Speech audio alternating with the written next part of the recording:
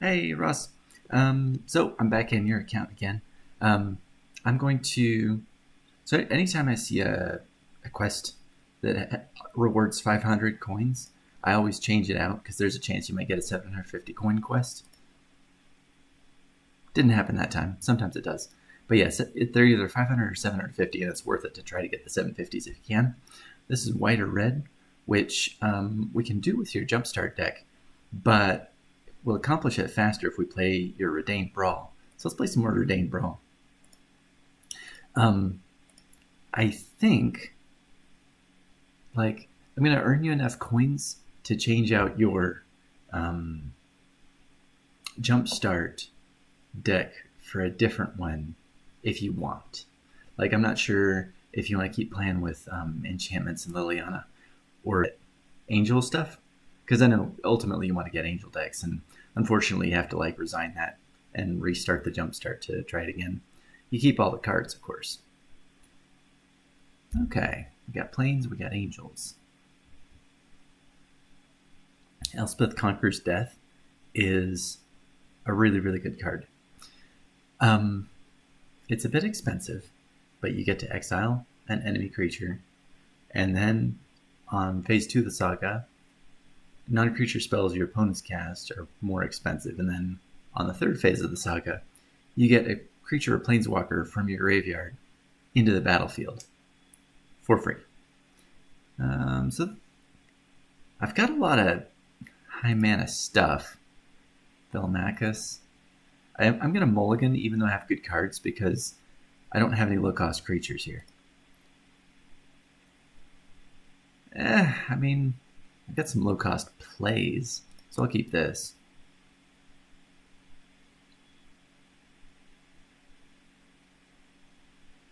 I didn't check to see if there was some stuff we got in Jumpstart that would go well in this deck. I should do that.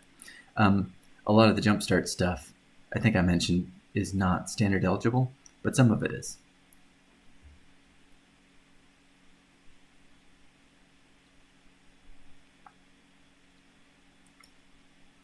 Birth of Meletus is good. You get a plains, you get a 0/4 wall, and you get 2 life. So it replaces itself by grabbing you a plains, and then on top of that, it's just gravy.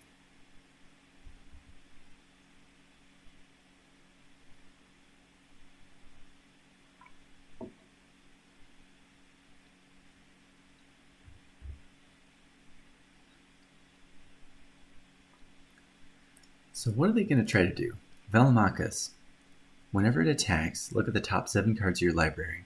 You can cast an instant or a sorcery with mana value less than or equal to Velomachus' power without paying the mana cost.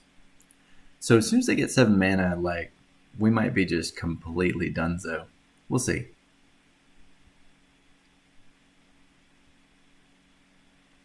Hushbringer makes it so that enter the battlefield triggers don't happen.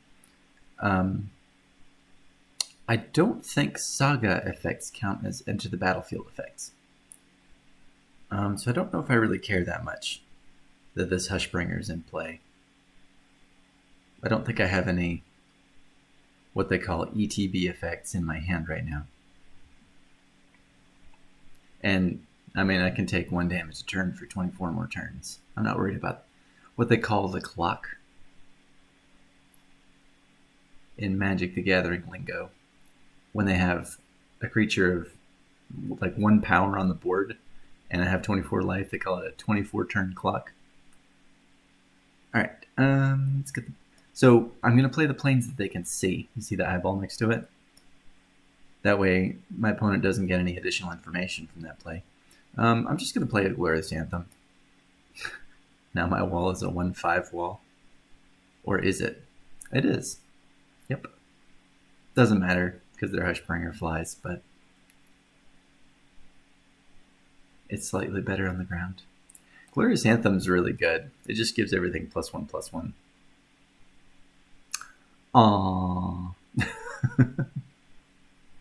Can't get too attached to your cards when you play this game.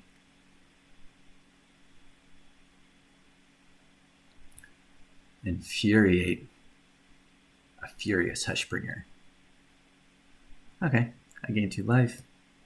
Let's see. Is there anything interesting I can do right now? I think I'm just going to play the shield. They just played their disenchant.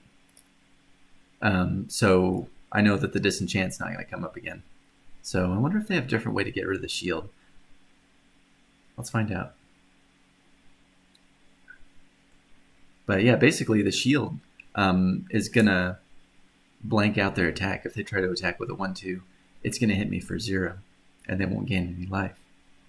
Unless they can destroy my shield somehow.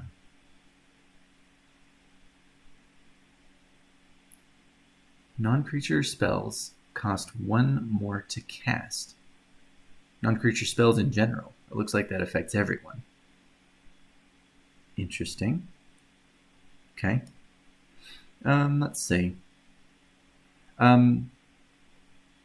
This is an interesting choice. I can cast the Serra Angel right now, or I can cast the Luminarch Aspirant and get it ticking up.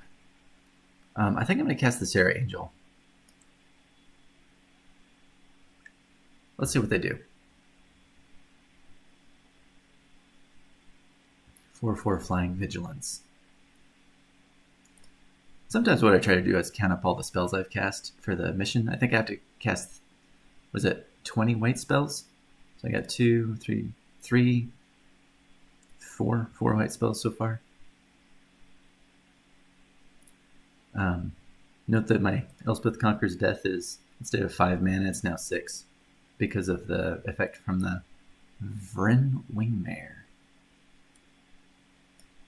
Okay, what do I want to do here? They have 3 power on the board, so I can attack with the Serra Angel, and at least in theory, it won't get hit. I think what I'm going to do is cast my Aspirant, and I'm going to make the Serra Angel slightly bigger. Lumimancer only works at instants and sorceries, and I don't have any of those right now. So that's not particularly useful. I think I might just save it until I'm going to get some use out of it. All the glitters. I think this is an artifact, and that's an enchantment. Oh, that's an artifact. I'm sorry. 2 artifacts. So I can give something +2/+2. I'm going to wait on that. I'm afraid that they're going to try to kill my Serra Angel if I put an enchantment on it. Let's see what happens here. It's a 5/5 now. Let's see. Let's see if they block and they have some kind of combat effect that'll buff up their creatures. No? What are you holding there? This card right here has been foretold. The one that's spaced apart from the other 3. And there are only certain cards that can be foretold. So I'm not sure if it might be a Doomscar, which is a spell that destroys all the creatures on the board. Hopefully it's not. Tectonic Giant. When it attacks or becomes the target of a spell an opponent controls, it either deals 3 damage to me, or they get to exile the top 2 cards of their library and have the option to play one of those 2. Okay, interesting. Target of a spell, but not an ability. So I could cast my Elspeth Conquers Death and just remove the Tectonic Giant from play. But I don't think I need to do that right now. I think I'm just going to attack. Let's just make the Serra Angel bigger and attack with it. They're going to have to figure out some way to deal with it. And if they're like, I don't care, they can throw creatures in front of it. They can let it hit their life total. Either way, I'm happy with the Serra Angel, like picking away at what they have available to them. Interesting, taking all 6. I mean, as far as they know, the Serra Angel is just going to get bigger and bigger. I have a lot of mana and I have a lot of cards. Should I just play something out? I feel like I want to save my Banishing Light and Elspeth Conquers Death for like good cards. I feel like the cards they have on the board right now aren't that great. I can block their Tectonic Giant with my wall. Oh, that's right. When it attacks, it can do 3 damage to me. I forgot about that part. You know, I don't really like that, but Oh, so here's what I'm going to do. I'm going to block the Tectonic Giant with my Sarah Angel. If they try to buff the Tectonic Giant, I can destroy it with Swift Response, in response. So if they try to give it +3/+3, or if they try to hit my Sarah Angel with a Lightning Bolt or whatnot, let's see what they do. Let's see if I can cause a blowout. Okay, it's okay, I guess. They're just throwing their Tectonic Giant away. But why? Okay, they get a free planes. Their own Hushbringer canceled the enters the battlefield effect of their Pilgrim. Okay, let's get a Broodmoth out. With this thing in play, whenever something that on my side of the board dies that doesn't have flying, it comes back flying. It's just such a beautiful, beautiful card. I'm going to make this a 7/7. What do you have, opponent? What are you doing? What are you doing with your life? I think you're making poor choices. I'm going to get the Lumimancer out. I do have a fast effect right now. I can't cast it this turn, but in theory, if they attack me with everything, I could cast a Swift Response. The Lumimancer will boost up, and I'll be able to like block their Pilgrim of the Ages with the Lumimancer. I don't have fast effects. I don't have the mana open for fast effects because I cast the Broodmoth. So I'm going to be really conservative in my blocks right now. I'm just going to block the Pilgrim with a wall. And like, that's not even going to do damage. This is going to do 1 damage. I'm being super conservative. Because I'm really in really good shape. Yeah, they did 1 damage to me. They can destroy my wall if they want to. That's fine. I just feel like my position is so incredibly better than my opponent's. Ah. They did have a Doomscar. Okay. That's unfortunate. I don't have anything to play, so I'm just going to wait. The moment they play something big, I'm going to hit it with an Elspeth Conquers Death. The ECD, as they call it, is going to be able to get my Sarah Angel back. Eidolon of Obstruction. Okay.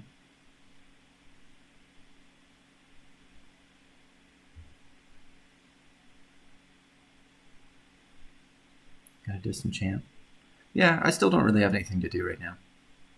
I'll just wait and see what they do. 1, 2, 3, 4, 5, 6. The opponent has 6 lands in play. When they play land number 7, then at that point, if they bring out Velomachus, I'm going to cast Elspeth Conqueror's Death on it. Does it have haste? Oh, but it doesn't tap, so I can't cast Swift Response on it. I can cast it on the Eidolon of Obstruction, but that's just a 2/1. I don't care about that. Okay, they're destroying my shield, so I take more damage.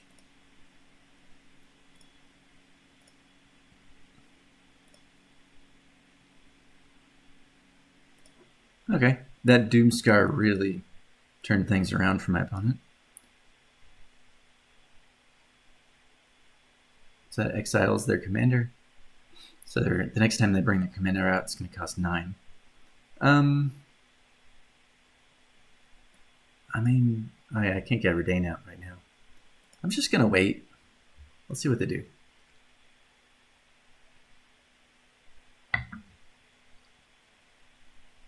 Since I'm down to 10 life, I might use the Swift Response on the Eidolon of Obstruction this time.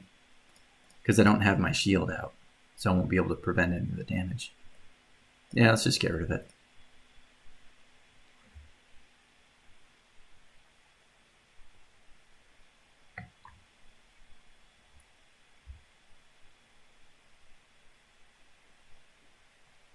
The Banishing Light will also be able to hit their Velomachus, but it does have haste, unfortunately, so every time they bring it into play, they get an attack with it.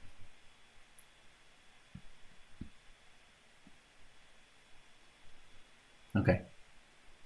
They're going to be able to get another planes out of their Pilgrim of the Ages. And they foretold something else. Interesting. Can I get Redain out? Oh, Valkmira, the shield? Yeah. Let's get Valkmira out. And let's get the C8 Banneret.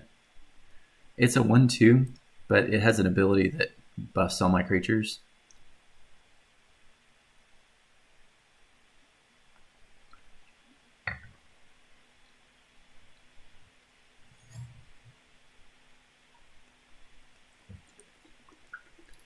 Pilgrim of the Ages, back again.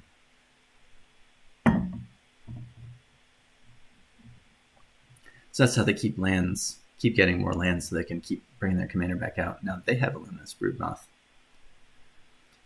Okay, let's see. What do I want to bring back? Probably this Air Angel. It's big. Let's get the big one. Okay. Let's get a Hallowed Priest out. It gets bigger when I gain life. I don't really have a way to gain life right now. Let's see what they do. Yeah, I don't have a good feeling about this game. It was great until that Doomscar.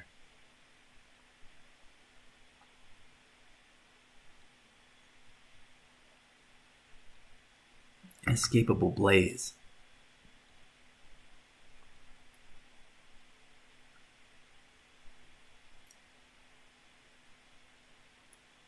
Okay. 6 damage to any target. Well, that's a shame. Sarah Angel dies.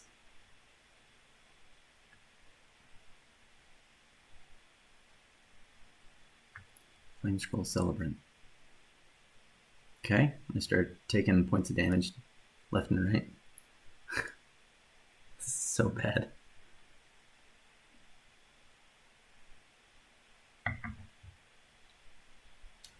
I'm going to see what I draw. I've got a really bad feeling about this game. I think I'm right up to the point of conceding. But before I concede, I'll just cast all my spells out, just so I can get those extra ticks on the daily quest to cast red or white spells. Let's see what they do.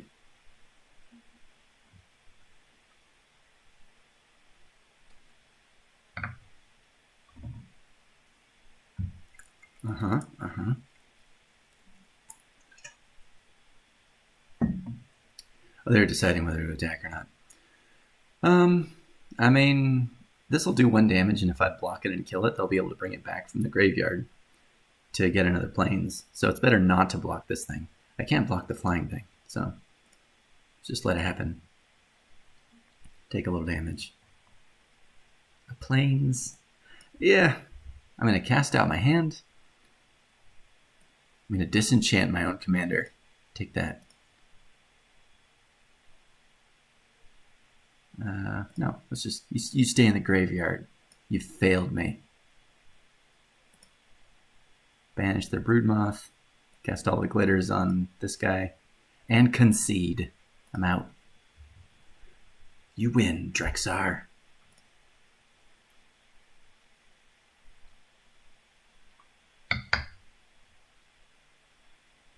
So there we go. We got 15 white spells out of that one single game.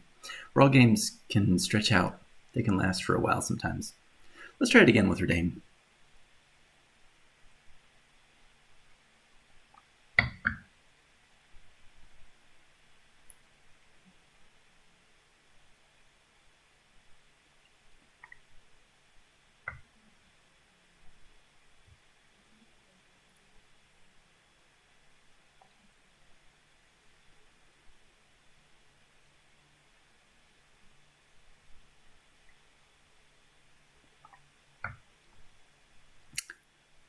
Okay, we're going up against Asika.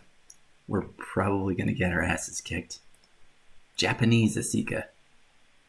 Okay. Okay. Let's see. Got some early plays. I don't know. Let's try mulliganing. Okay. Yeah, let's go with this.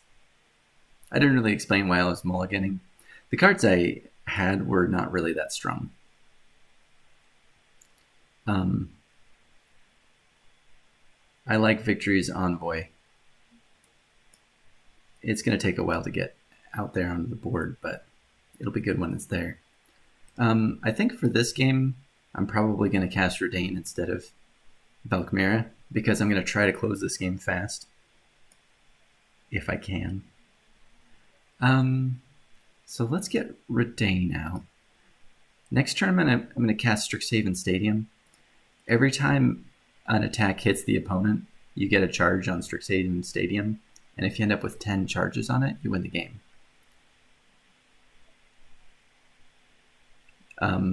I have a really bad feeling about this matchup, but the Stadium, also every time you tap it, it gets a counter on as well. So this is 2.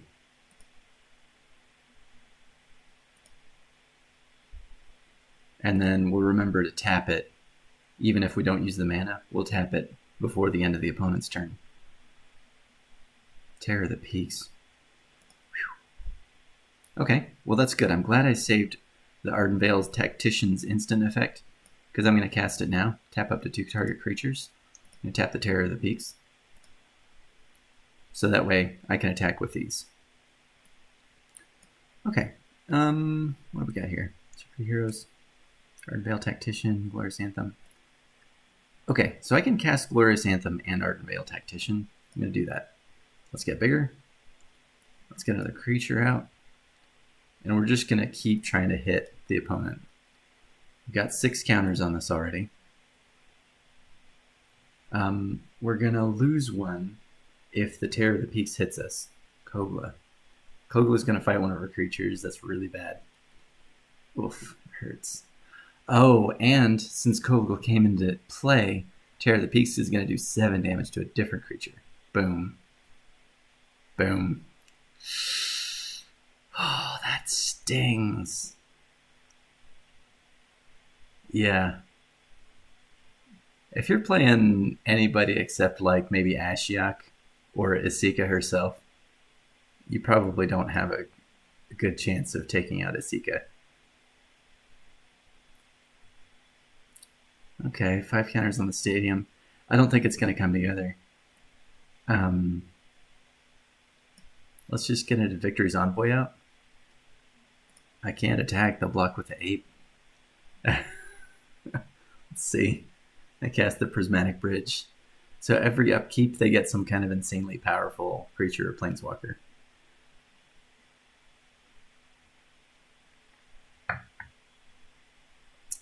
They didn't destroy the Strixhaven Stadium. They didn't attack with the Terror of the Peaks. They're just sitting back because they can. Just gonna, let's see. Is that 5? Okay. Yeah, we can cast 2 spells. We're just gonna cast 2 spells. There's 1. There's 2. Well, let's attack. And then we'll do 1 more damage. Take that. Protection against blue. Okay, that's it. We're out. We got our Stadium up to 8, not 10. Not enough. Goodbye.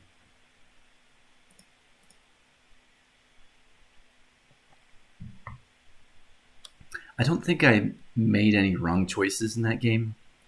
I think we were just outclassed.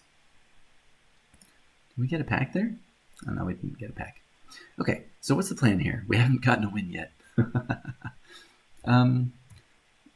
Let's change over and let's play an Enchanted Liliana game. Let's see how this goes.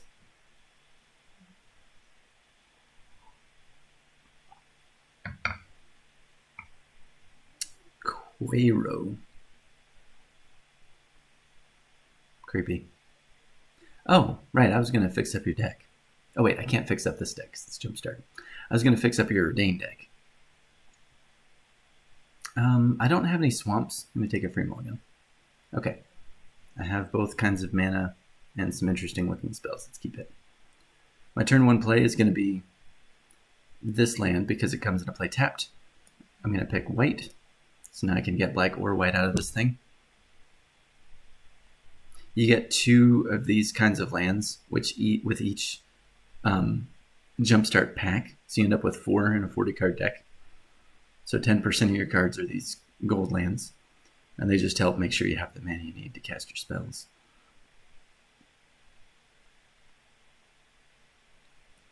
Sure, let's get a Stonehaven Pilgrim out.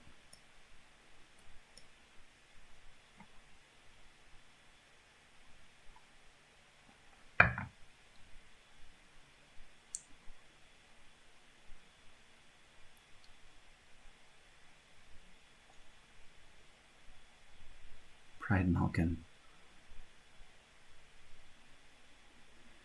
I'm just going to go ahead and block. This thing does 2 damage to any target when it dies. This makes it so that it basically has to do the 2 damage to me instead of killing one of my creatures, which is what I would rather have to do right now. This card's X number of creatures that died on your control this turn. Okay.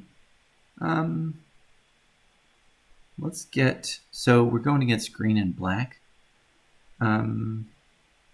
Let's do the mana efficient play. Use all 3 mana to play Liliana's Elite. Next turn I'll be able to play 2 2-mana spells. Although, ideally I'm going to want to use this card to get a zombie back from the graveyard, so I get to draw a card. Truffle Snout. No. My Liliana's Elite will get bigger as my creatures die, so I don't want to throw it away just yet. Let's get a Wailing Ghoul out. Mill 2 cards. Let's see if we get a zombie. Nope. Knight of the Tusk. Okay. So I'm going to wait on the Cemetery Recruitment. I'm going to wait on the attack. Because again, Liliana's Elite is going to slowly get better.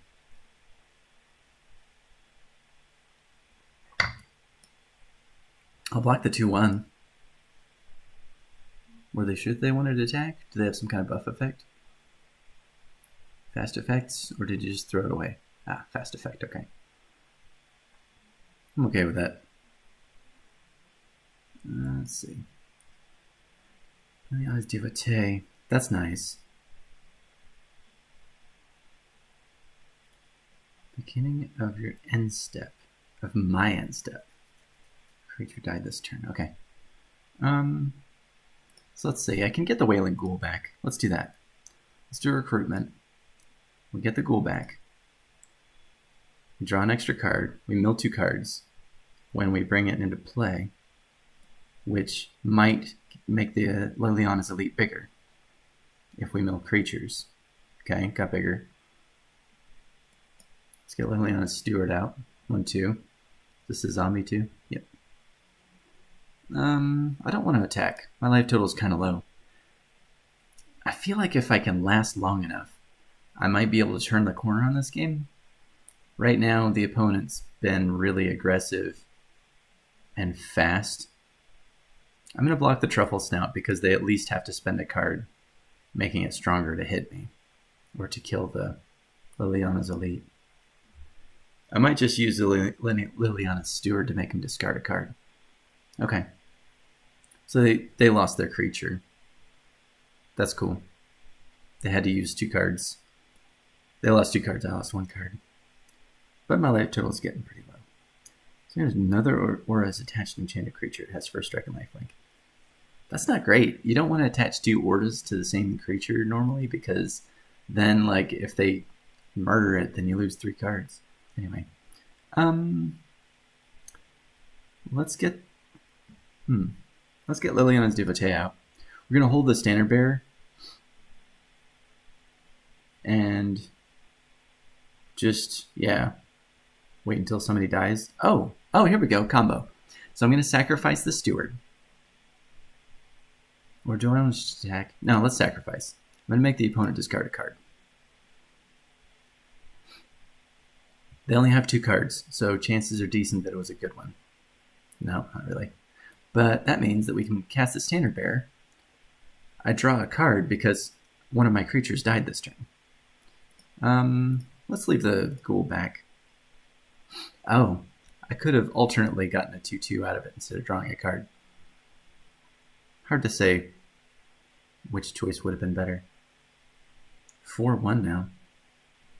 Okay, so I'm going to keep this one, Devotee. I'm just going to block. I mean, that's 4 damage right there. I know this has trample and I'm going to take damage. But I kill the Pride Malkin. And that means, unless they bring a creature out, Parasitic Implant. At the beginning of your upkeep, enchanted creature's controller sacrifices it. You create a 1/1 colorless mirror artifact creature token. Alright. Oh, but here's what I'm going to do. I'm going to play Gourmand. And I'm going to sacrifice my own creature. Hold up. First, step 1. I attack. Now that this creature has done its 2 points of damage, I'm going to sacrifice it now, so the opponent doesn't get to use the Parasitic Implant and get their Mirror Artifact creature token. I sacrifice it. The enchantment goes into their graveyard. They don't get a creature out of it. Oh, and they're on top deck. They don't have any cards. What do they get? Okay, they get a +1/+1 counter on it. Oh, man. Alright, so let's get the Blighted Bat out. Oh, they're in trouble. We're going to give it haste. We'll do 7 damage. I'm going to cast Face of Divinity on my Wailing Ghoul. So now it can block their Rishkar. So what they have to do to kill me is they would have to somehow make their Rishkar huge and give it trample. Fertilid. More +1/+1 counters. Okay. Yeah. It looks like they're going to take 7 damage again. I might want to hold the Blighted back. When I'm this low on life total, I generally want to have... Oh, nice. This is perfect. I think I want to keep... Yeah, I don't think it's important to do... Actually, yeah. I want to keep as many blockers as they have attackers. And since the Anointed Chorister has the buff effect, I can make it a 4/4. And it has lifelink, so I'll gain 4 life if it blocks anything. So, they've got... Yeah. I don't think they have a chance, but let's see. Man. Things just turned around so fast. It's like they ran themselves out of cards and they just didn't have it. Let's see what they do. Fast effects. Inspiring Call. Draw a card for each creature you control with +1/+1 counter on it. Those creatures gain indestructible until end of turn. So these will be indestructible, but that's fine, because I'm not going to lose any cards here. I'm actually going to gain life. So not only did they... Yeah. Not only did they not get any points of damage through to me, but they gave me 4 life. I don't think that was a good attack. But, I mean, they weren't going to make it anyway. I don't think they had any plays that were going to turn that around. Okay, so we got to win. Let's see. Let's play again. That was good. That was a good game. I think I like your Jumpstart deck better than mine. I'm probably going to change mine now.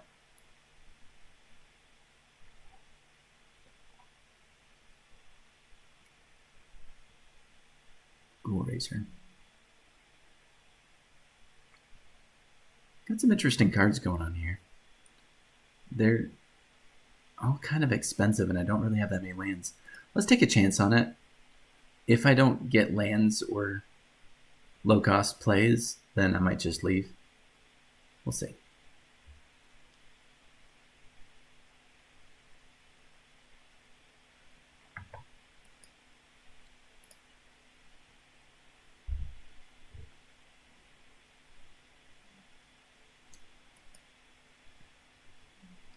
I need land.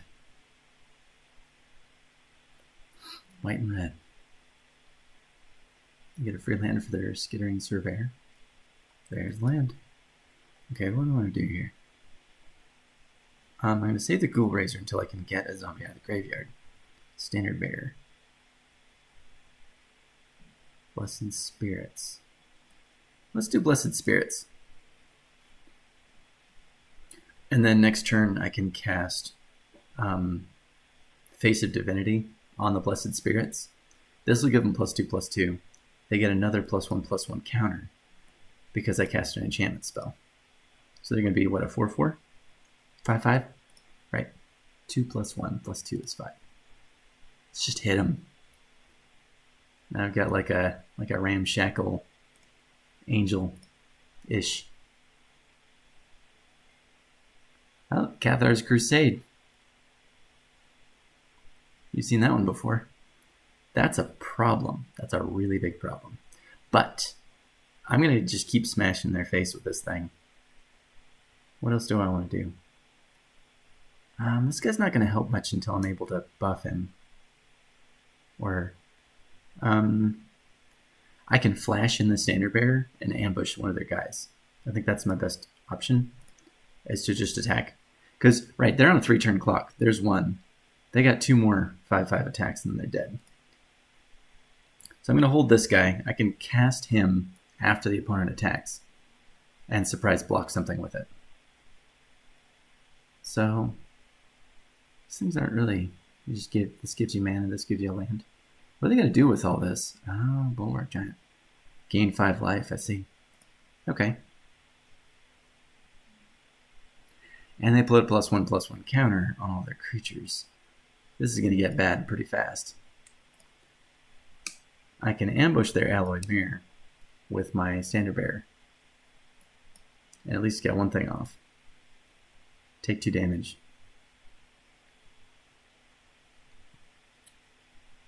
Let's see.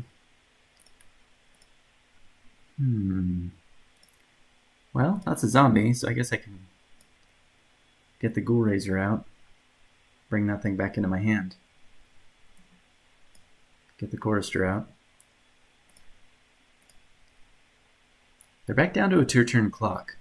I think what I have to do is I have to throw resources away and just not have them kill my Blessed Spirits.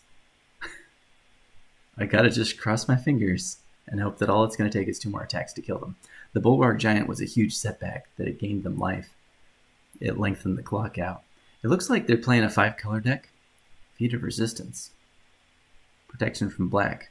So I'm probably going to block it with my Chorister. Makeshift Battalion. Whew. Okay. Just going to stop the bleeding here. I'm just going to try to keep blocking the Bulwark Giant, or put Faith's Fetters on the Bulwark Giant.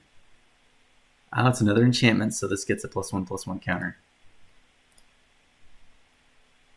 Okay. You got to come up with a solution. If the Blessed Spirits lives to my next turn and you don't gain any life, you're dead. Whenever Siege Striker attacks, you may tap any number of untapped creatures you control. Siege Striker gets +1/+1 until end of turn for each creature tapped this way. Okay, interesting. I'm taking 9 damage. Ghoul Razor can just block something.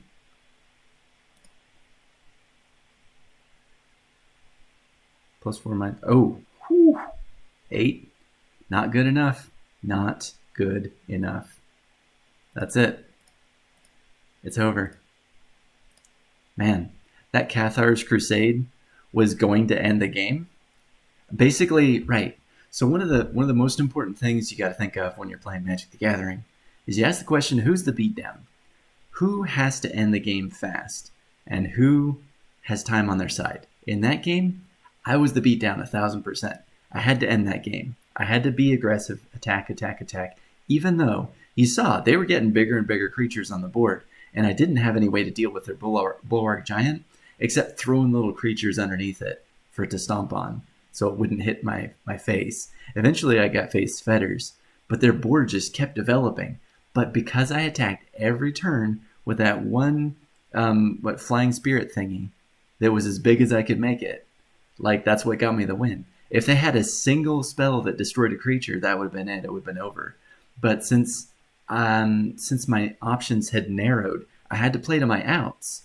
I was like, there's one way I'm going to win this, and that's by attacking with my one flying creature. That's my only option, and it worked that time. Anyway, that was a very exciting game. Let's do it one more time.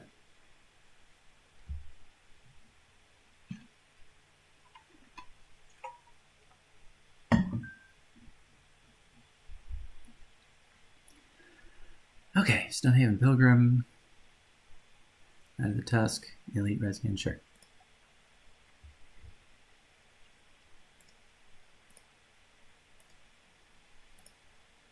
Okay.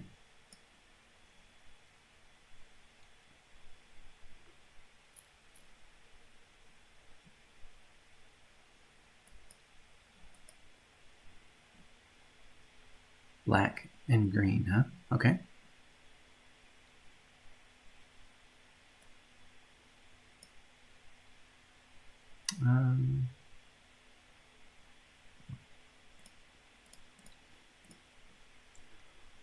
Let's see. I'm going to wait and see what they do, and I'll have the option to flash in Liliana's Standard Bearer at the end of their turn.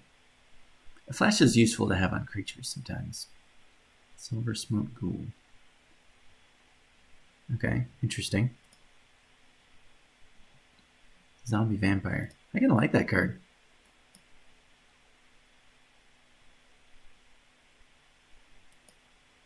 Okay, 4. Let's get the Elite out. Is that an instant? No, it's not. Let's just attack. We got more creatures than they do. And if they kill one of our creatures, it makes our Liliana's Elite bigger. So that's going to change this into a 2/2. They do get to get this guy back if they gain 3 or more life. It gets to the battlefield. Interesting. That's a good card. Silver Smoke Ghoul. Oh, look at that. They get it back now. Well played, opponent. I guess I can rise again my Liliana's Elite. Let's attack first. Okay.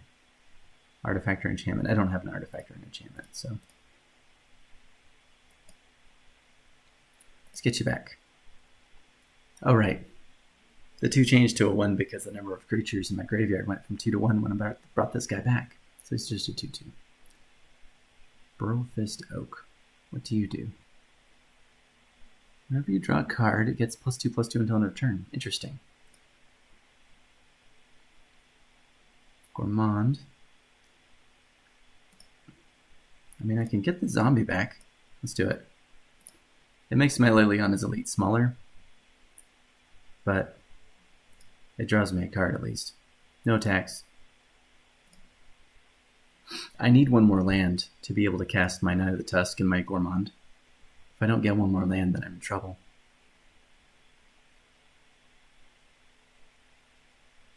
Blood Artist.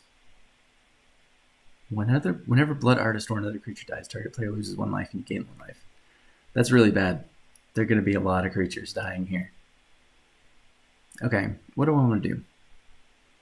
I think I want to double block the Burlfist Oak, because that situation's not going to get any better. It's going to be a 4/5 on my opponent's turn every turn.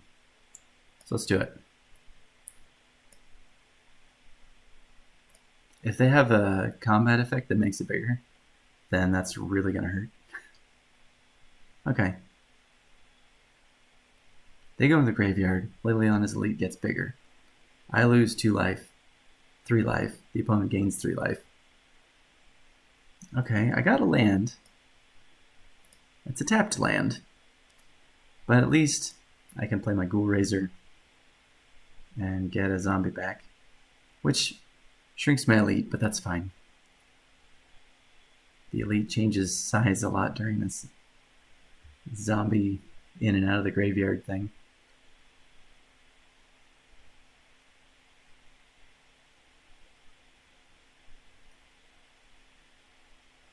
My opponent has more cards than me. Gains flying when they gain life. Okay. Let's just block it.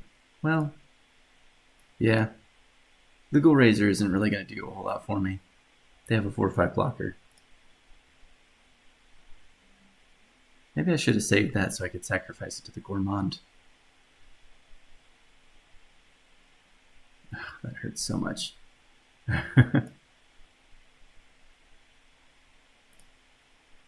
I think I'm going to lose the long game. I don't think I have a really good way out of this.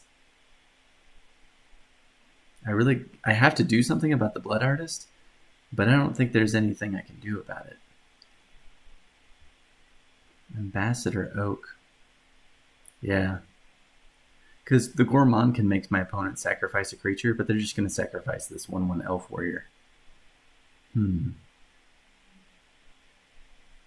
me think. I can make this thing into a 5/9.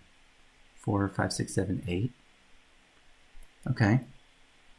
That's a start, I suppose.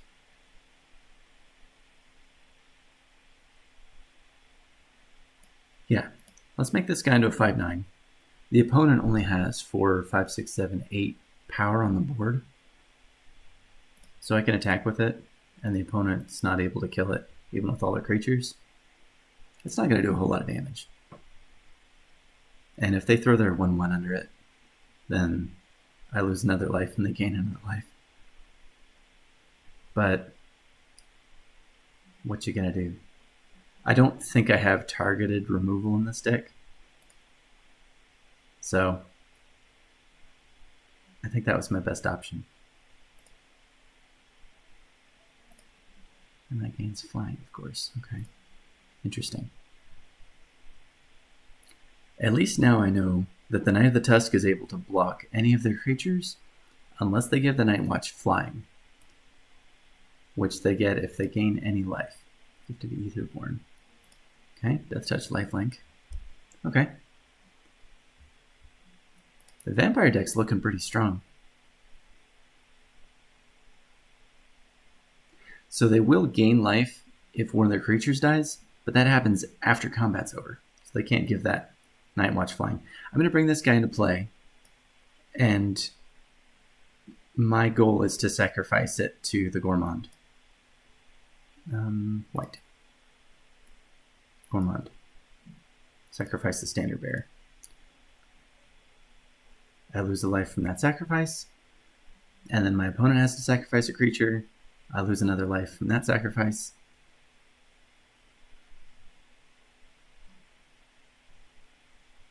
At least they have to sacrifice a good creature. Yeah. Attack again with a 5/9. I don't know. Maybe this is... We'll see. I don't really have a way... Oh, Death Touch. I mean, again, without targeted removal, I think that kind of had to happen. Ow, ow, ow, ow, ow, ow. Okay. I've got 10 power on the board, but they have 27 life, and if 4 more creatures die, I do. I think that Blood Artist, I don't think there's any way out of that for the deck I'm playing right now. Maybe Liliana. Liliana is one of the 23 remaining cards I have. Warden of the Woods. Draw 2 cards if it's the target of a spell or ability. Has Vigilance. Settle the score. Oh, that was it. Okay, so even though they have 2 creatures on the board that are way bigger, I have to get this Blood Artist out of the way. It is an exile effect, so I don't lose life from that. I mean, let's get this thing on the board and we'll attack with the Gourmand. It's going to take a long time to chip the opponent's life total away. They have some big creatures on the board. And if they attack with both their creatures, I have to block both of them. Oof. So they're like tree-hugging and vampires. Tree-hugging vampires. 5/7, 4/5. Okay, well, we're going to do this. We're going to block the 4/5 with a 6/5. We're going to block the 5/7 with a 2/3. That way, we destroy one of their creatures. Blessed Spirits.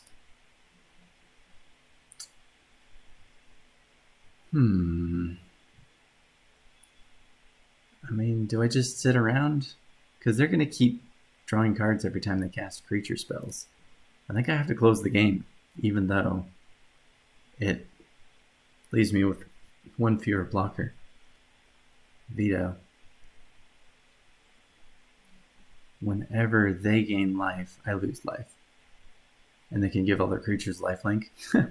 Yeah, this game's so over. Bloodbound Vampire, whenever you gain life, he gets +1/+1. Yeah. Yeah, this game's over.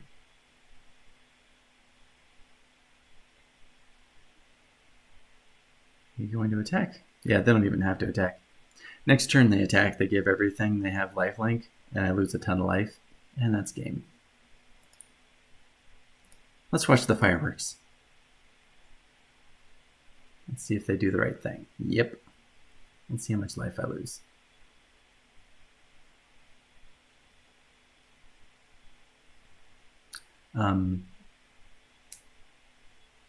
They should either attack with everything or attack with everything except veto. Oh, of course. All right.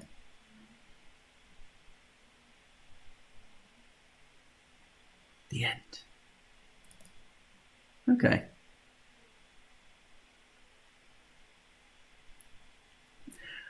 Well.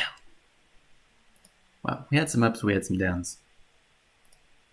Let's switch over to my account.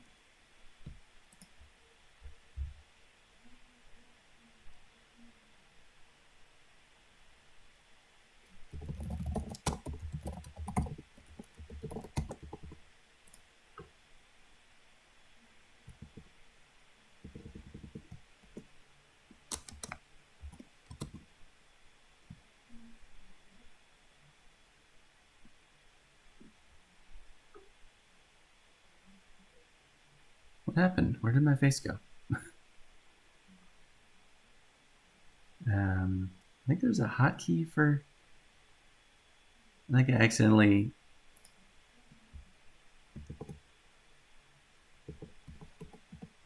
Yeah, I accidentally pressed some kind of hotkey that made my webcam feed invisible. But anyway, okay, let's see. What was I going to do? Oh yeah, I was going to play some Masika. Okay, so let's see. First I'll show you my mono red. My mono red deck has 4 Bone Crusher Giants, 4 Ember Cleaves. It's got some Hall Monitors. What else does it have? Yeah, so Ember Cleave. Ember Cleave is the card when it comes to mono red. You can flash it in. It gives the creature +1/+1 double strike and trample. And even though it costs 6, the cost is reduced by 1 colorless mana for every creature you have that's attacking. So if you have 3 lands on the board and 3 creatures attacking, Ember Cleave costs 3 mana, so you can cast it. It's just 3 lands. I need more creatures. Let's see, what kind of madness are you up to, opponent? I probably should have played a Snow-Covered Mountain instead of a Castle Emberth there, because my Frostbite does 3 damage if I have 3 Snow-Covered permanents. Okay, they're discarding and drawing cards. Okay, that's it. All right.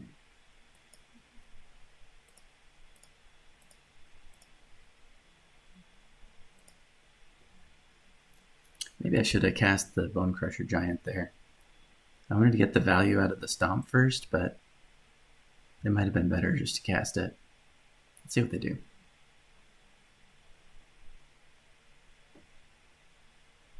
Because if I cast the Giant and both my creatures survived and I had 4 lands, I'd be able to Ember Cleave and do like 11 damage to them in a single turn on turn 4. So let's see. The way to find out if that was a mistake or not is to see what they bring into play this turn. Another Cathartic Reunion.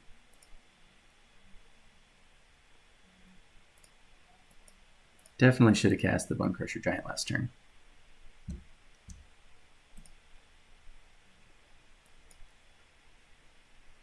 Okay, So let's bring him out now. Let's cross our fingers and hope that we didn't miss the window to kill the opponent.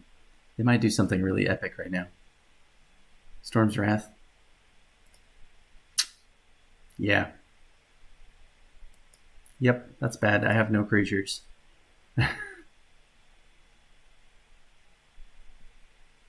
Dragon's Approach. Huh. Interesting. Okay, so I take 3 damage. And then if they have 4 copies of Dragon's Approach, then they can get a dragon.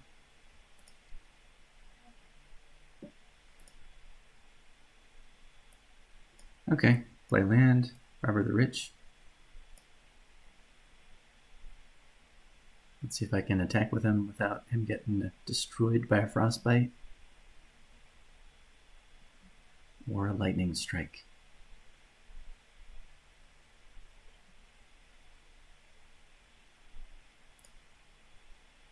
Is he going to get to the attack step? If he doesn't, it's going to be disappointing. Okay. What do I get? Unfortunately, I can't cast Embercleave because it costs 5, and I have 4 lands. Oh, it just exiles a land. The Robber of the Rich, if you attack with it and you have fewer cards in your hand than your opponent has, then you peel the top card of your opponent's deck, exile it, and you can cast it for using any colored mana. Unless it's a land, in which case it just stays in exile. So, I kind of whiffed on the Robber of the Rich that time.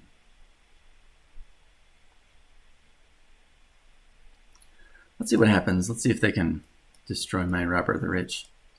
You can do 3 more damage to me. So that means they have... Oh, that puts... Yep, they got 4 Dragon's Approaches, so they can bring a dragon into play now. Velamaka's Lorehold. Interesting. I'm just going to kill it right now. 3 damage. 3 damage.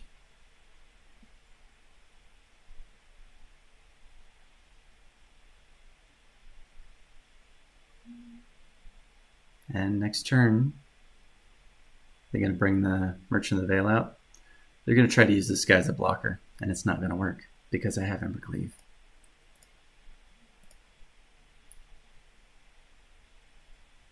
Plarg, Dean of Chaos.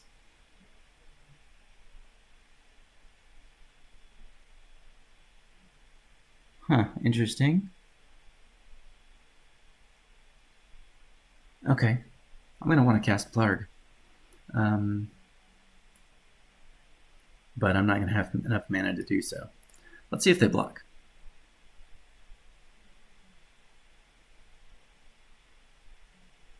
Okay. So I basically have a trick to kill their blocker.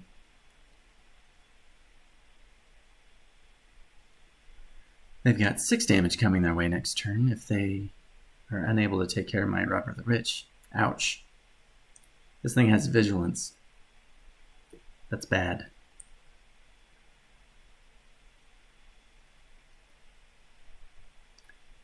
This game is falling apart.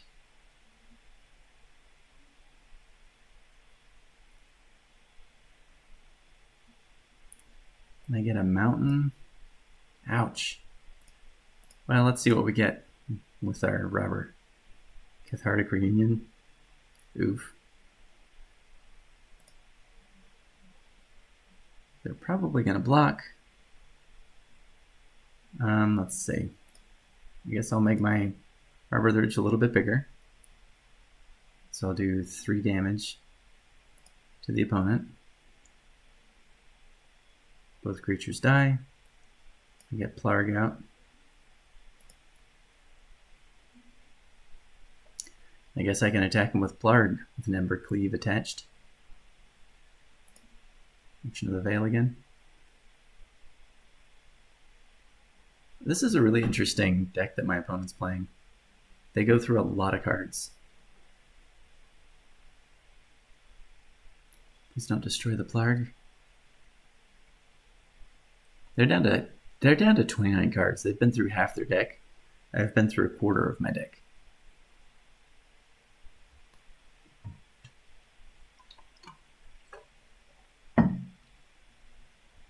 Merchant of the Veil. Okay, so what does this guy do?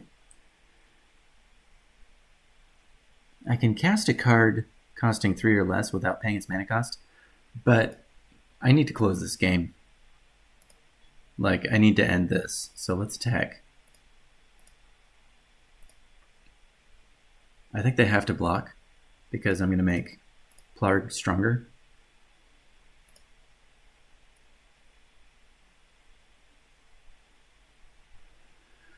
Opponent's down to 3 life. They do have ways to gain life in their deck. I've seen it. And, whew.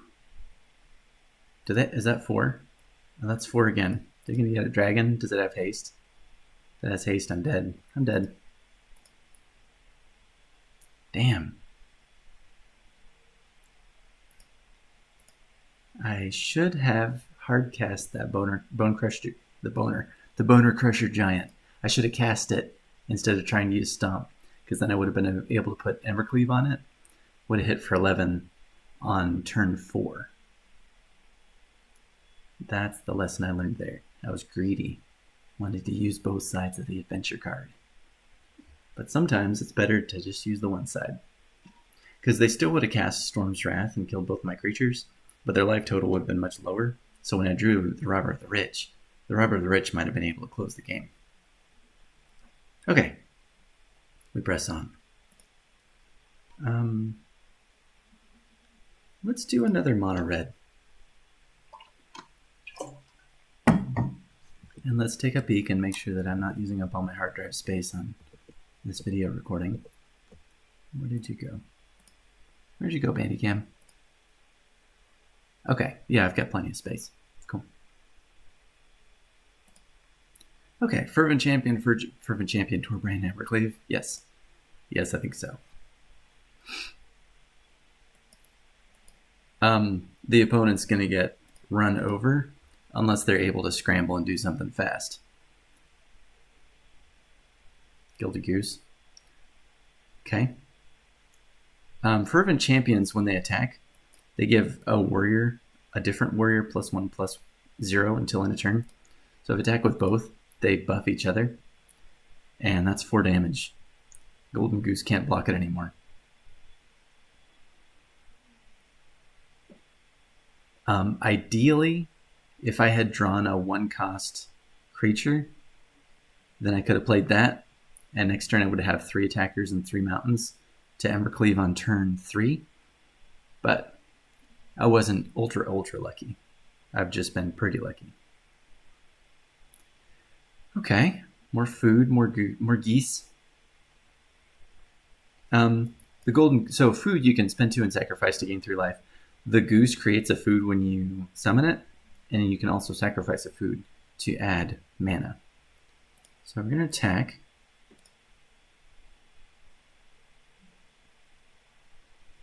Four more damage coming your way. They're blocking. Okay. Are they going to buff it somehow? Ah, interesting. That kills my Fervent Champion.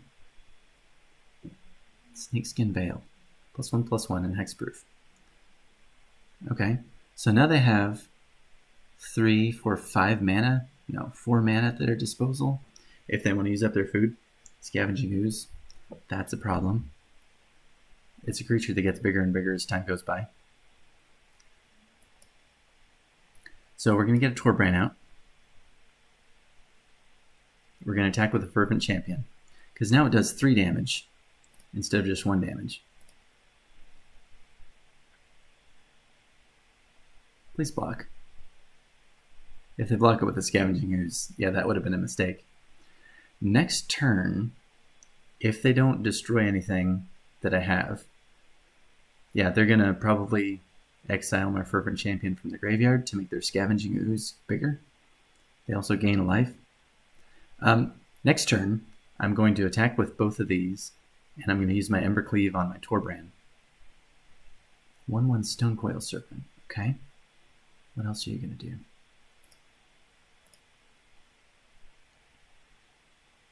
Okay, they're going to mutate. Destroy target artifact or enchantment opponent controls. Okay, interesting. Okay, so let's attack. And let's just see what they do. Okay. Wow. They really want to kill that Torbrand. Okay. So, I want to kill the Anguirus first, and then Scavenging Ooze next. Golden Goose is not my priority. I'm going to get my Embercleave out, put it on the Torbrand. So it does 6. Opponent conceded. Right. So what Torbrand does is it makes every red source do 2 additional damage. If you combine that with Embercleave, it's just insane. Okay, so I want a mono red game. What's next? I've got 3 wins. I need to cast 3 red or white spells to get my 750. With 100 more coins, that makes 850. That's enough to restart my jump start, which I plan to do. Let's play Prismatic Bridge. These are my Brawl decks, which I can do videos on those if you're still interested. The Prismatic Bridge is the most fun Brawl deck, and it's also possibly the most staggering abuse of power available in Brawl in Standard right now. Because what it does is it will, every upkeep, it will search through your entire deck from top to bottom until it finds a legendary creature or planeswalker, and then it just plops it right onto the battlefield for 0 cost. So it puts your opponent in the position of having to have a way to remove your enchantment.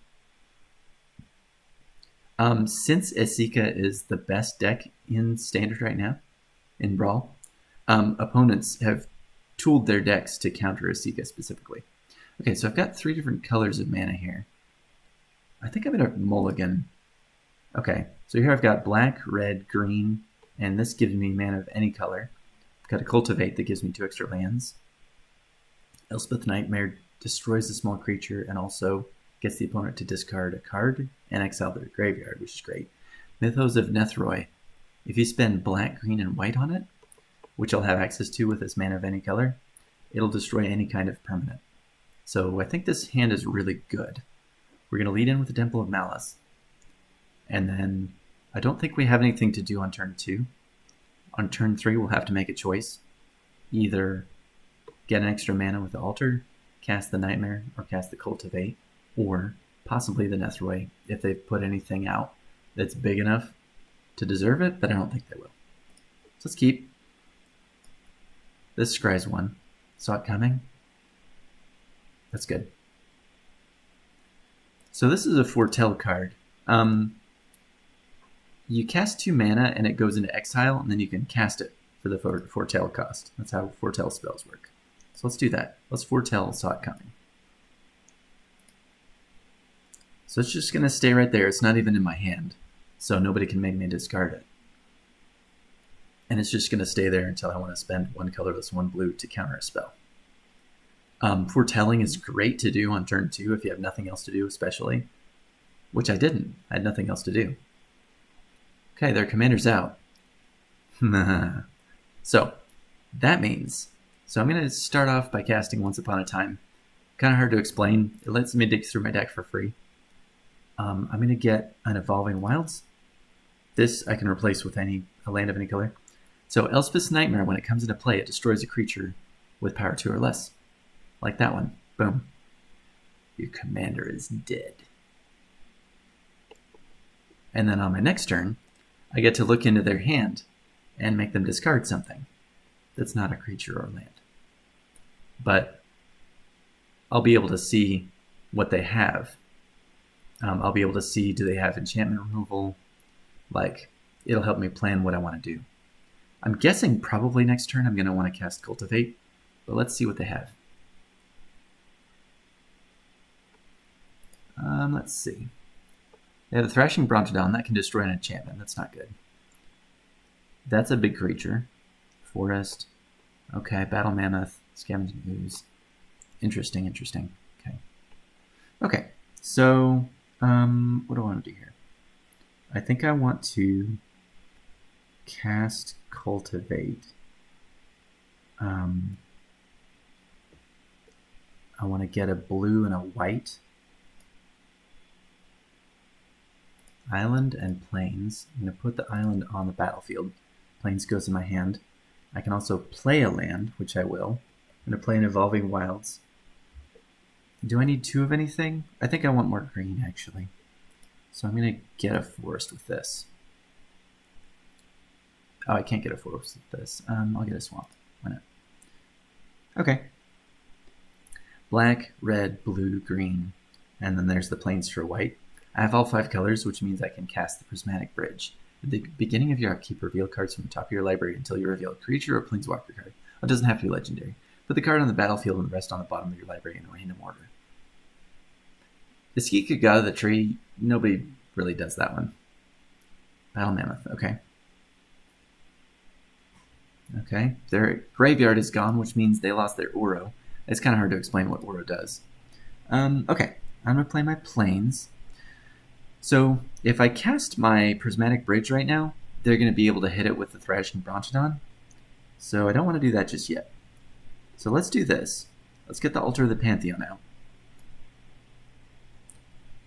We're going to cast Binding the Old Gods, which destroys a creature. They do get to draw a card, which is unfortunate. But it gets the Battle Mammoth off the map, which was 6 power. That was going to hurt really bad.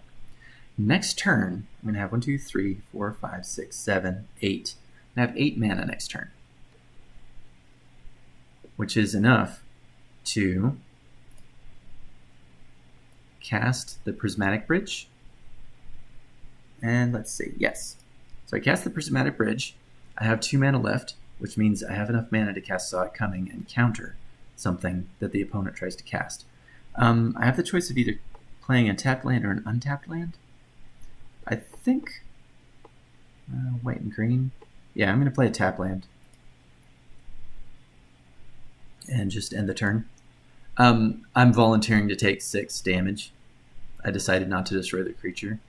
If they can't do anything about my Prismatic Bridge, then I get a free giant, like, threatening, all-powerful creature. If they cast Thrashing Brontodon, I'm going to counter it. See what they do. Return to nature. Crap. Yeah, they can also cast Thrashing Brontodon. So, I mean, I can make them do it. I'm just going to make them do it. I think. Yeah. Yeah. Let's make them cast Thrashing Brontodon also. You notice how they tapped carefully. What they're going to do is they're going to bring Thrashing Brontodon into play and then spend 1 mana. Oh, never mind. They neutralized my counter, which means they still have the Brontodon also. Okay, they're going to make a pain in the butt for me to get my God of the Tree to stick in play. They have a lot of stuff that can remove or counter enchantments. I have a Doomscar. Does that change anything?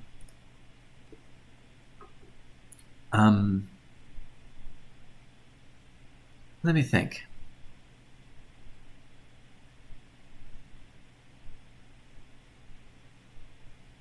Let's see. I'm just going to bring this out again, knowing full well that they're going to destroy it. Let's let it happen, because I can cast it yet again on the next turn, and then maybe again after that on the turn after that. Yep, there's the Brontodon.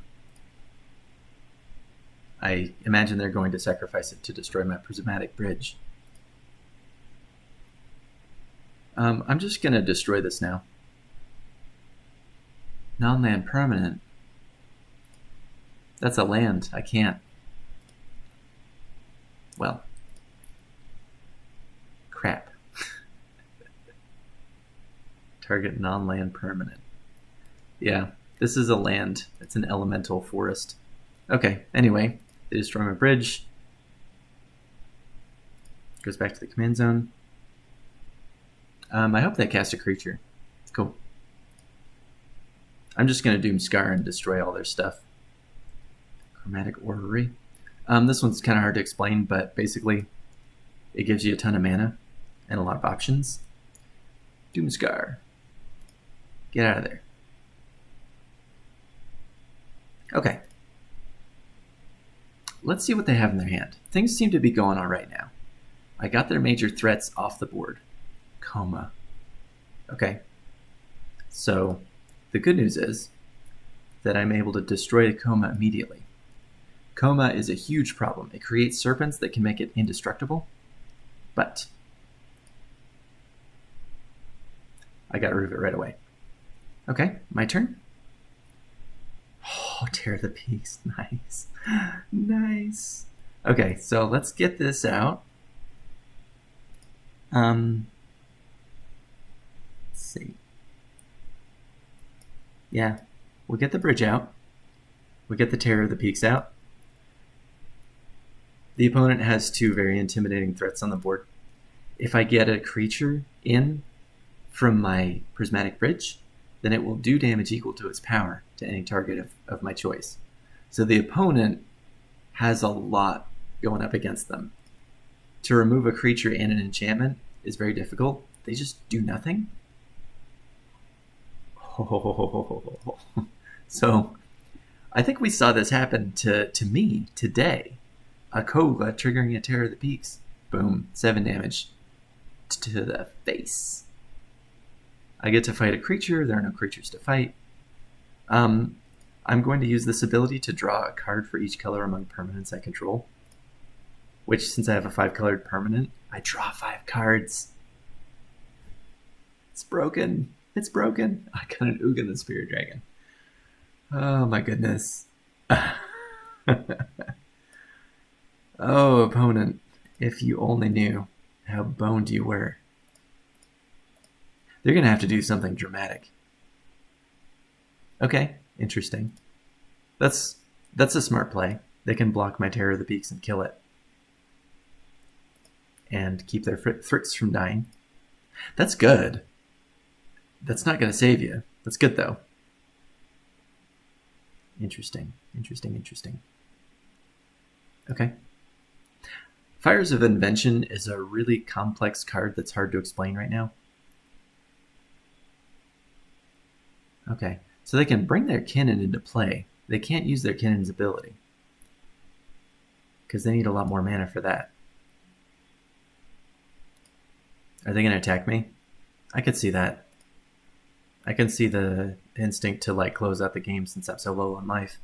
But on my turn, I'm going to get another big hairy monster. Let's see what I get. Ashiok. Auron's Epiphany? Oh no. Oh no. Okay.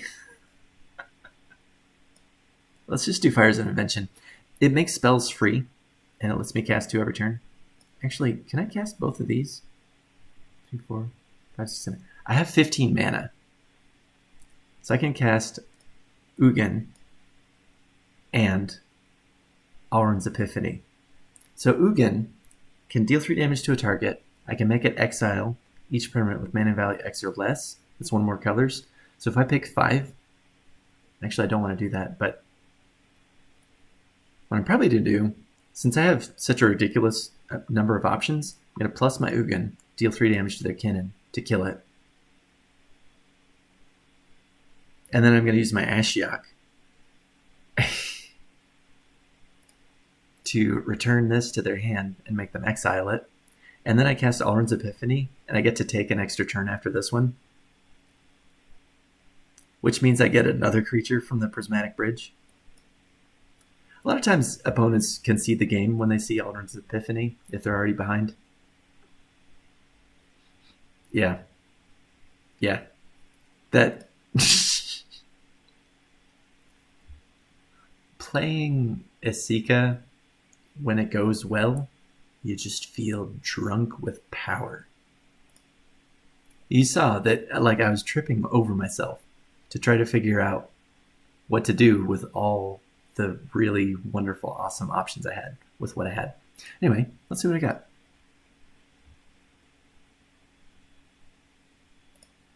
Prismatic command. Interesting. Deals 2 damage, draw 2, discard 2, create a treasure token, destroy an artifact. And you can choose 2 of the 4. That's a useful card. I've seen that played. So let's go to Jumpstart. I'm going to resign. And let's go back in and let's create a new one. Lightning cats or rogues?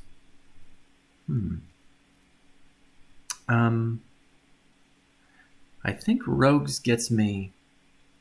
Let's see. What do I want to do? Jumpstart rares. By looking at the rares that I'll get on these Jumpstart packets, that kind of helps me decide which ones I want to get. And there's a place that lists all of them out. Is it this one? Here I am stalling for time.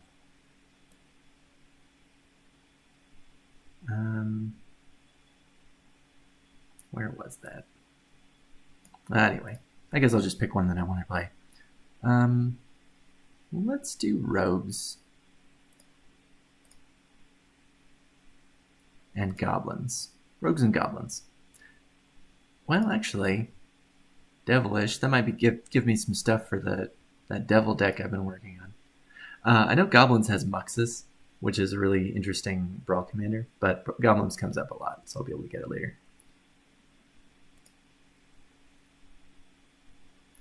Devilish rogues. Let's see what I got. What I get for rares? Let's see. Thieves Guild Enforcer. It's a rare that's commonly used nowadays. Sin Prodder. At the beginning of your upkeep, reveal the top card of your library. Opponent may have you put it in the graveyard. Player does. Sin Prodder deals damage to that player equal to that card's mana value. Otherwise, you get it in your hand. Interesting. Hellrider. Whenever creature you control attacks, Hellrider deals 1 damage to the player or planeswalker it's attacking. Haste. Cool. I like it. Okay. Interesting. Okay. Let's try it. Rogues and devils.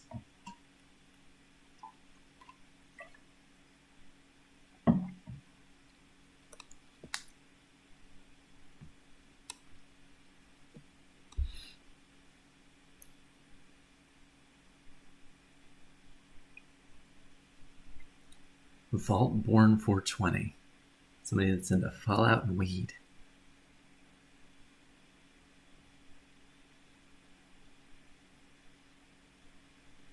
I like this mountain. It's beautiful. Okay, so let's see. Red or black? Okay. I guess I should have let in with my Thieves Guild Enforcer. It probably doesn't really matter that much. Each other rogue creature you control enters the battle with an additional +1/+1 counter on it. Oh. Maybe I shouldn't have led with my Thieves Guild Enforcer. Now I want to get it in second so it gets a +1/+1 counter. Pitchburn Devils. When it dies, it deals 3 damage to any target.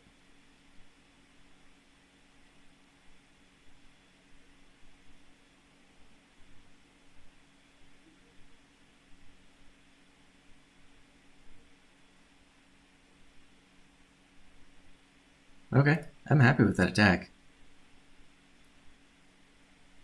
Let's hope they don't put anything into play that'll be able to kill my Thieves Guild Enforcer. Allosaurus Shepherd. Green spells can't be countered, and then it's got a 6 mana ability that makes the elves huge. This is really good for us. Because... oh, I can't attack with it yet, can I? Okay. Yeah, let's just use up all our mana. Let's get a Lawless Broker in play. And, oh, this thing flies, huh? Okay, we'll attack.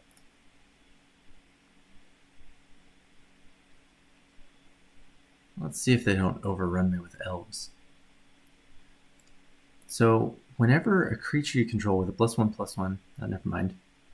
Oh, I didn't look at that ability. That's unfortunate. Corpse Traders.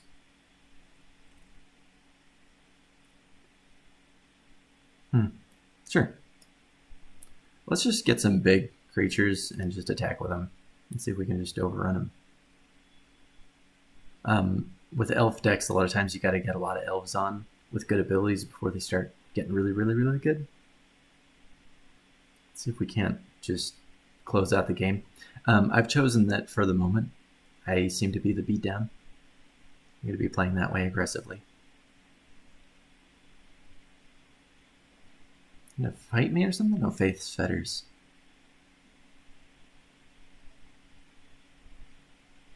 Flash. That's cool. So let's get an Enforcer out.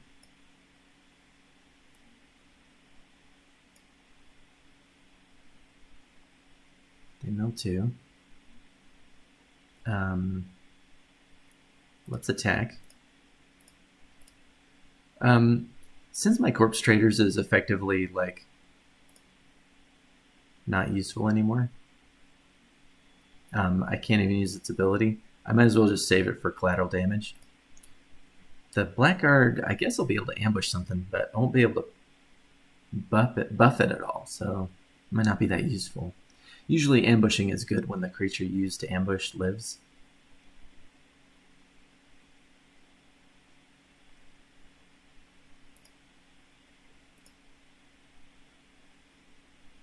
Three damage with collateral damage. Forced Worship. Interesting. Okay. Can't attack.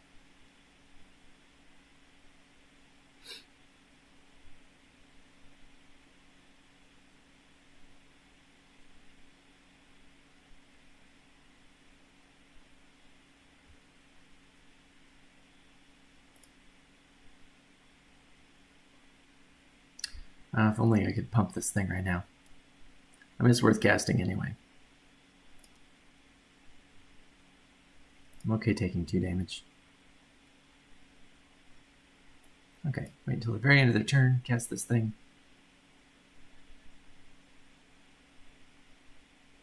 Opponent mills 2 more cards.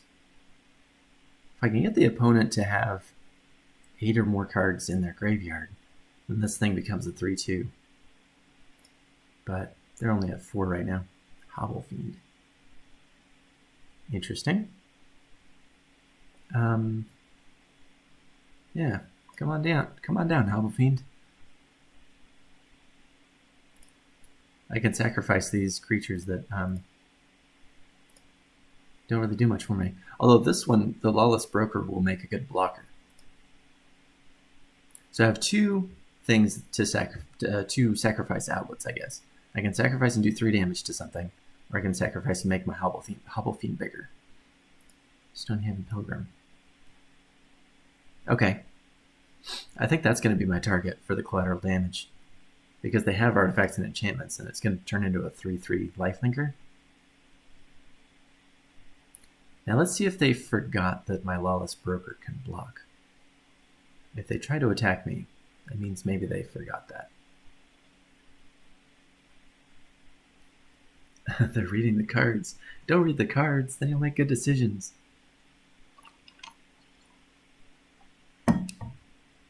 Wah. Let's just do it now. Corpse Traders. No. I want to target the Stonehaven Pilgrim and sacrifice my Corpse Traders.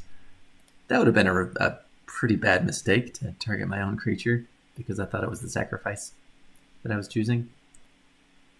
Titanic Growth. Okay. So they've been hanging on to that.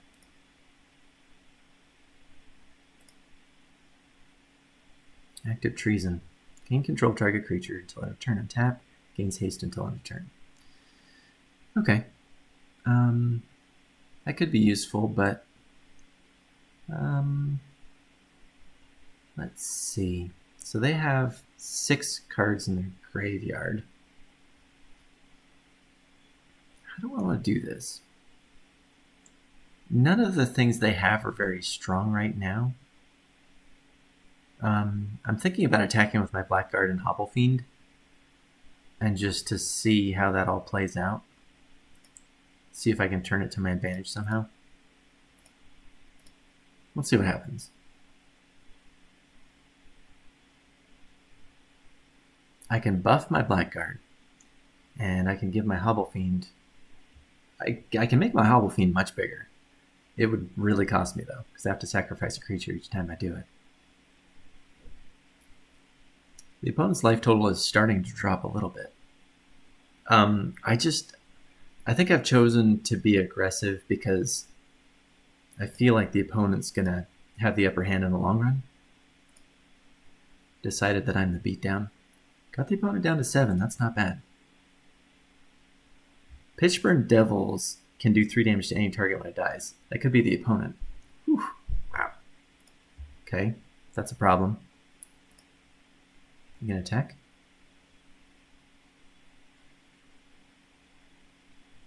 The attack with the Stonehaven Pilgrim. They should have probably attacked with it and cast the Tanic Growth with it on the attack. I guess I kept them from being able to do that, though.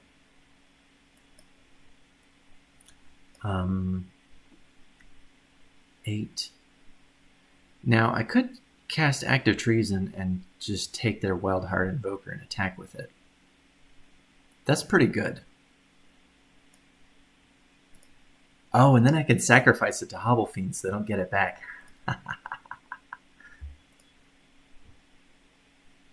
Okay. I'm just going to attack with everything.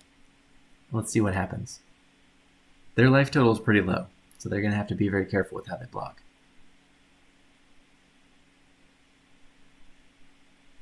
Okay, that's pretty good. Let's sacrifice... Oh, wait. Oh, hang on. Let's sacrifice the Thieves Guild Enforcer. Do I also want to sacrifice the Masked Blackguard?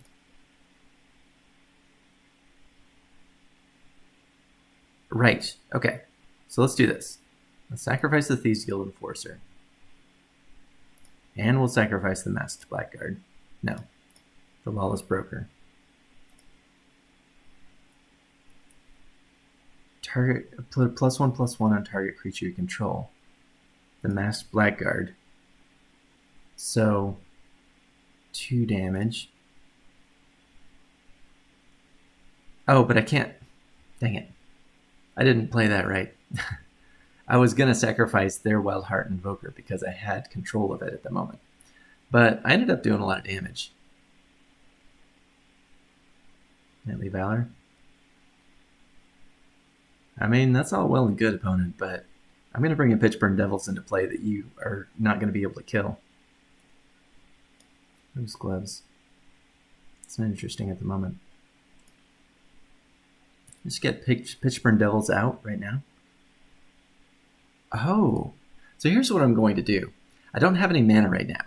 Next turn, I'm going to sacrifice my own Pitchburn Devils to my own Hobble Fiend. When it dies, it does 3 damage to any target. I'm going to deal that 3 damage to my opponent's face, and they're going to lose the game. Thanks to a sacrifice effect. So, I don't know if there's anything they can do to keep that from happening. They can't cast their Face Fetters. That would have saved them, too, if they cast Face Fetters on my Hobble Fiend. You don't want to attack. I can just block it with the Pitchburn Devils and you lose.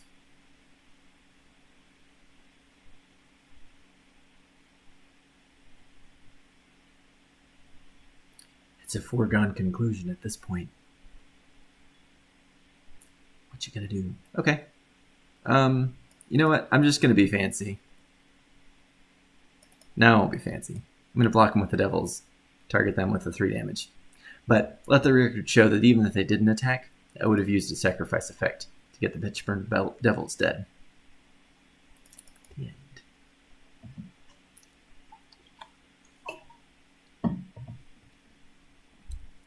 I like this deck better than... Ooh, what kind of rare did I get? Archon of Justice. When it dies, exile target permanent. Interesting. So it's like a Serra Angel without vigilance, but it's got a really nice ability.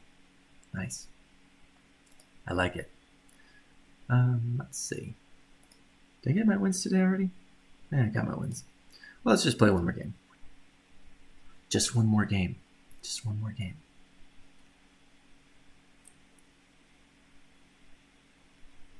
Okay, so this is for that other rare for Jumpstart. Got Una's Bodyguard. Stab Wound is interesting. Yeah, let's keep this. Stab Wound gives the creature -2/-2, and the creature's controller loses 2 life every upkeep.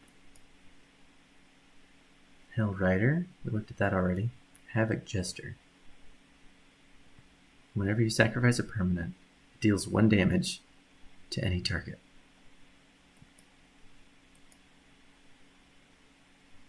I don't have any other rogues, do I? Una's Blackguard is not very useful if you don't have any rogues. Griffin Airy. Ooh, that's going to be a problem. I think I want to block because I don't want them to be able to gain 3 life in a turn, and both their creatures have lifelink. So let's see if they have some kind of effect. They do. Damn. Well, I made him use it, I guess. Okay, so I think I have to Stab Wound the Unicorn to keep them from gaining enough life to get these free 2/2 flying griffins. If that starts happening, then I'm sunk. Corpse Traders. Ah. A Rogues player as well. Okay, do I have a turn 4 play? I do. Yeah. Let's see.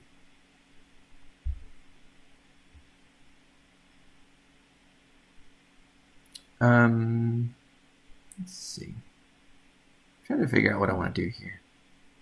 Eventually, I want to use Active Treason to steal their Corpse Traders and sacrifice it somehow. That's interesting. Trader's Greed. I need some way to sacrifice things, though. And I don't have a way to sacrifice things at the moment. So I think I'm just gonna get a Hellrider out and not attack with it. I don't want to trade this for their Corpse Traders.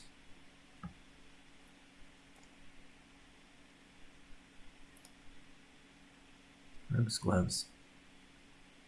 Ah, they know that I don't want to trade, so now they're going to try to get a card. Yeah, I can't have that happen. I'd rather give up the Hellrider. Alchemist's Gift. Okay, so red or black. Death Touch or Lifelink. Okay. Man, there's just nothing useful that I can do right now. I guess I'll just wait until next turn and get the Havoc Gesture out. 5/5 for 5. That's not bad. They're gonna get a card. Okay. Okay, losing the life, but I'm not happy about them getting a card out of it. Drawing cards is so useful. Okay, collateral damage. This is a way to sacrifice something. So what I could do is I could cast Active Treason, grab their Masked Blackguard, attack with it, and then sacrifice it to collateral damage, and then do collateral damage to their Chorister. But I'd rather have the Havoc Jester out, so that whenever I sacrifice something, I get a free extra damage. Angel of Mercy. Oh, opponent. Oh, you're going to get screwed over. Oh, I see. They gained 3 life? Oh, by casting the spell, they gained 3 life. Okay. All right, let's do some fancy stuff here. So I'm going to play Trader's Greed. Gains haste. So let's do this. And we're going to get their Griffin. And we're going to get a red. Okay. Now, Okay.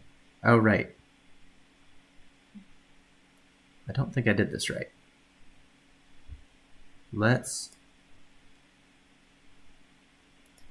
target the Angel of Mercy, sacrifice the Griffin. And I get to do 1 damage to their Chorister or their Blackguard. Which one do I want to do? Probably the Lifelinker. Because when they gain life, bad things happen. I got 1 more red. Let's get the Thieves Guild Enforcer out. I don't have to do that right now, though. Let's just attack. Okay, I kind of confused myself. I was trying to be super clever.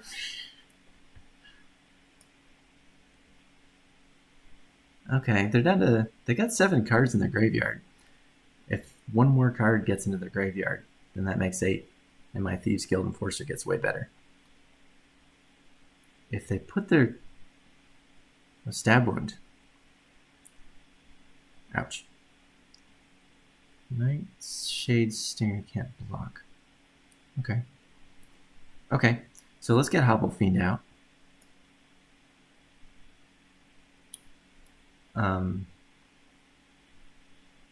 Oh, okay. Let's attack with the Havoc Jester. And let's just hope that the Hobble Fiend can survive for a little bit. Because ultimately what I'm going to do is I'm going to steal an opponent's creature with active treason, sacrifice it, and do 1 damage to the other one. They're going to get a card, and I don't know if there's anything I can do about that. If I were them, I would have drawn the card and seen if I could cast it first before buffing the rogue.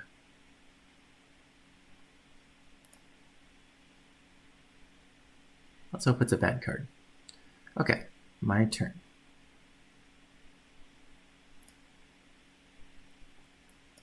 Okay, so let's do active treason.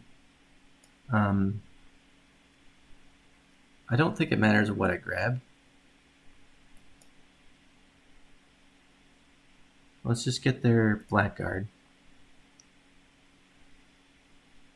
Let's attack with everything. Yeah. And then we're going to sacrifice the Blackguard. I do 1 damage to the Nightshade Stinger. Hobble Fiend gets +1/+1. End the turn. And then let's see what the opponent drew. Face Fetters. They gain 4 life, which means they get another flippin' Griffin. Gosh. I feel like this card's a bit powerful for a jumpstart. It's like most of these, so many of these decks have no way to deal with enchantments. Lightning Core Excavator. 5 and sacrifice. Deal 3 damage to any target. Well, let's attack. What you gonna do? You gonna block it? Yeah? Okay. I'm gonna make it bigger. Do 1 damage to the opponent.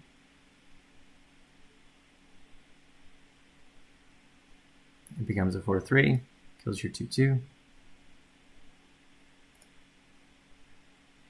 It has trample. I get this guy out.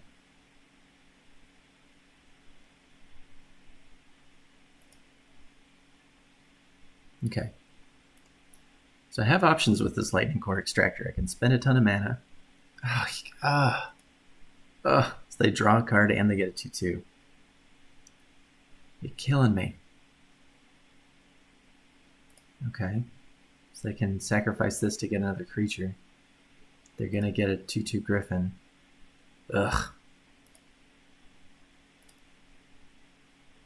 Inconceivable. Let's just attack with both. Even though the Lightning Core Extractor has 0 power, I can give it +1/+1 in Death Touch. Nothing?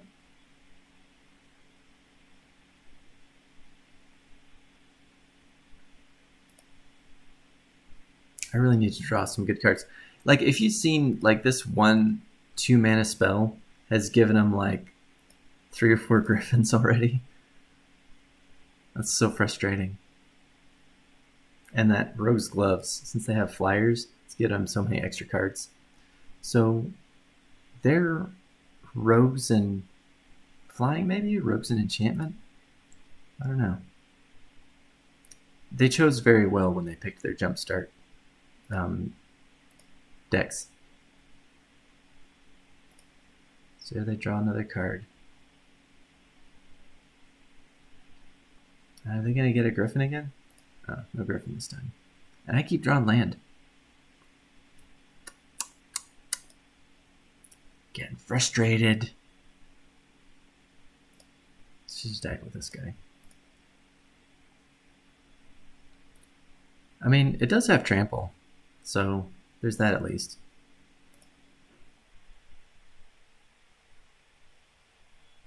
Are you going to sacrifice? What's your plan? Oh, when it dies, I lose 2 life and he gains 2 life, huh? So they're going to get their Angel of Mercy back. And they get another flippin' griffin. Like, even if I kill the Angel of Mercy immediately, which I kind of plan to do, they're still going to get a griffin out of it. And 3 more life. Moving the goalposts yet again. I think I'm just gonna lose.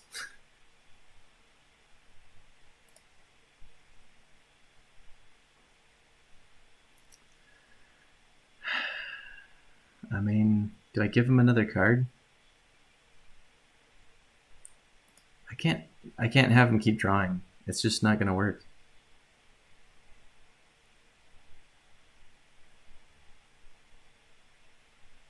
Yeah. 2/2 Griffin. Barrage of Expendables. This is not a very good card. Yeah. This is just not working at all. Did you notice when my mood turned? Let's see. I'll do one more.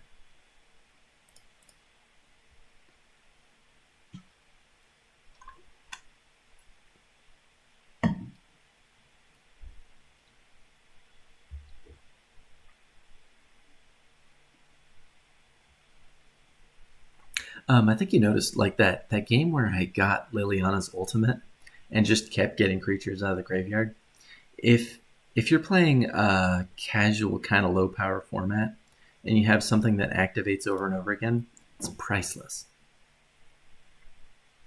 I do have the Rogue's Gloves. I just don't have flying creatures to get over to the opponent. At least not very many. I do have one here. But she hasn't been doing a great job of staying alive so far. I have to sacrifice something to untap this guy?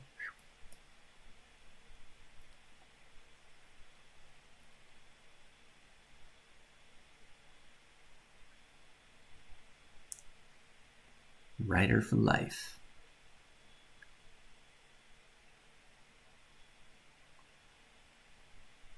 Scry.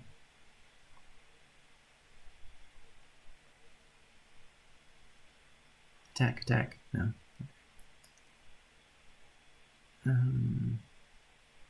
Let's get this guy out. 3/2. I don't want to trade their Healer's Hawk for my Una's Blackguard. I would love to get my Lawless Broker through. I don't know if that's going to happen, though.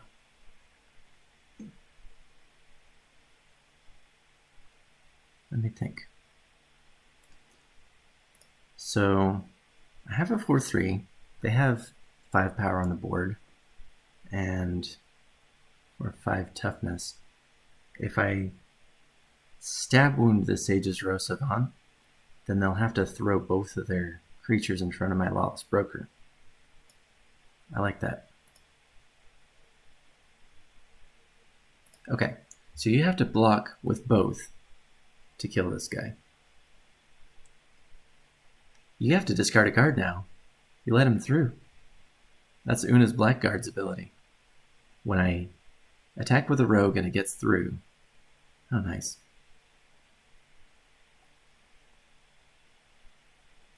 Okay.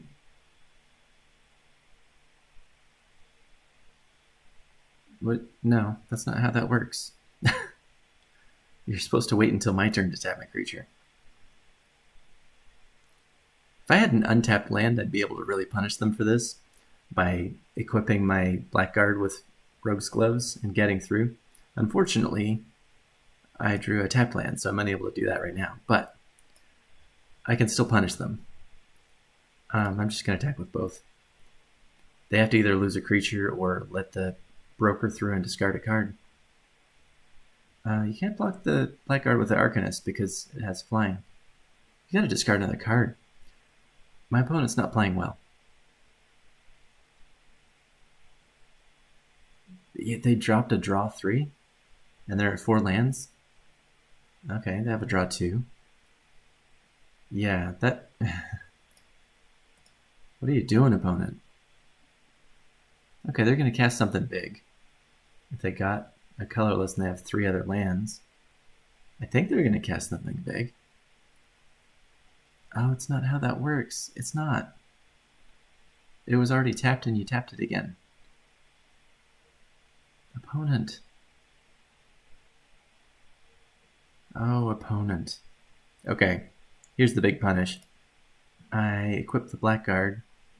Probably the Blackguard, right? Yeah, equip the Blackguard with the gloves, and I get to draw a card now. And they have to discard a card.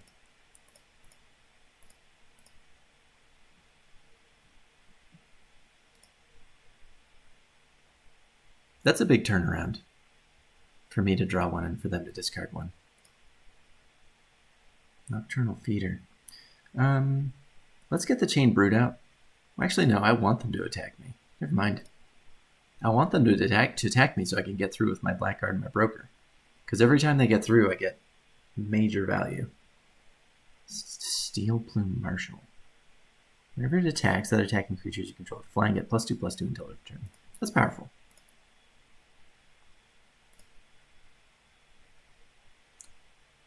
They're going to attack with everything. Okay.